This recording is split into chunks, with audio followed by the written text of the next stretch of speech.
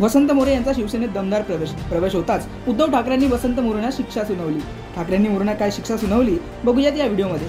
राज ठाकरे यांचा सच्चा सैनिक म्हणून ओळख असलेले पुण्यातील वसंत मोरे सध्या चांगलीच चर्चेत आहेत। पुणे महापालिकेत मनसेचा आवाज बुलंद करणारे मोरे यांची महाराष्ट्रात छबी झळकली।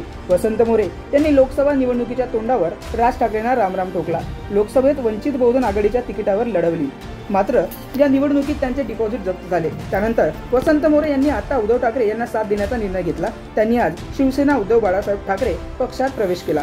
वसंत मोरे यांनी मागील आठवड्यात मातोश्रीवर जाऊन उद्धव ठाकरे यांची भेट घेतली होती। त्याचवेळी आपण पक्षात प्रवेश करू इच्छितो असे त्यांनी उद्धव ठाकरे यांना सांगितले होते। या दरम्यान शक्ती प्रदर्शन करीत तब्बल 17 शाखा अध्यक्ष, 23 नेते आणि काही पदाधिकारी यांनी ठाकरे गटात प्रवेश केला। वसंतराव, तुम्ही आणि तुमचे सहकारी म्हणून शिवसेनेत म्हणजे आपल्या स्वगृही परतलेल्या सर्व शिवसैनिक बांधवांना आणि भगिनी, जसं संजय राऊत म्हणाले तसं आम्ही सगळेजण बघत होतो की आता लोकसभेच्या निवडणुकीच्या आधी वसंतराव करतायत काय करायचं हा ज्याचा त्याचा वैयक्तिक प्रश्न असतो। आणि एका गोष्टीचं मला नक्कीच मी म्हणेन समाधान आहे की तुम्ही पहिले शिवसैनिक होतात। मधल्या काळामध्ये मी असं अगदी काय लगेच म्हणणार नाही की तुम्ही दिशा चुकला होता, पण शिवसेनेच्या बाहेर सुद्धा पक्षात काय वागणूक मिळते, काय सन्मान मिळतो का याचा अनुभव घेतलात आणि तो अनुभव घेऊन तुम्ही आता अधिक परिपक्व होऊन स्वगृही परतलेला आहात। त्याच्यामुळे आज तुमचं महत्व आणि तुमचं काम आणि तुमची जबाबदारी फार मोठी आहे। साहजिकच आहे, मी आतमध्ये शिवबंधन तुम्हाला आणि तुमच्या सहकार्याने बांधत असताना काही जण मला म्हणाले की आम्ही सुद्धा पहिले शिवसैनिक होतो। मग आता तुम्हाला सगळ्यांना शिवसैनिक होतात आणि शिवसेना सोडल्याबद्दल शिक्षा तर झाली पाहिजे आणि ती वसंतरावनं पण झाली पाहिजे, हो की नाही? बघा आता हे सगळे म्हणतात हो शिक्षा झाली पाहिजे की नाही, अरे हो की नाही? तुम्हाला पण मिळणार शिक्षा, आणि शिक्षा हीच आहे की पूर्वीपेक्षा कित्येक पटीने मला पुण्यामध्ये शिवसेना वाढवून पाहिजे। ही वाढवण्याची जबाबदारी ही,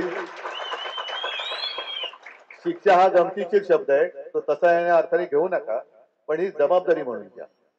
कारण जरी पुण्यातनं तुम्ही आला असलात तरी गेल्या कालच्या लोकसभा निवडणुकीने महाराष्ट्राने नाही म्हटलं तरी देशाला एक दिशा दाखवलेली। जी लोकशाही आपली धोक्यात आणली होती, संविधान धोक्यात आणलं होतं, त्या संविधानाचा रक्षक म्हणून शिवरायाचा महाराष्ट्र पुढे सरसावला आणि आपण जे नेहमी म्हणतो की महाराष्ट्र हा देशाला दिशा दाखवत आलेला आहे, ती दिशा महाराष्ट्राने दाखवली। आता ती होती ही लोकशाहीची आणि देशाच्या संविधानाच्या रक्षणाची होती। ती होणार आहे की गद्दारी, खोकेबाजी आणि लाचारीच्या विरुद्धची लढाई होणार आहे।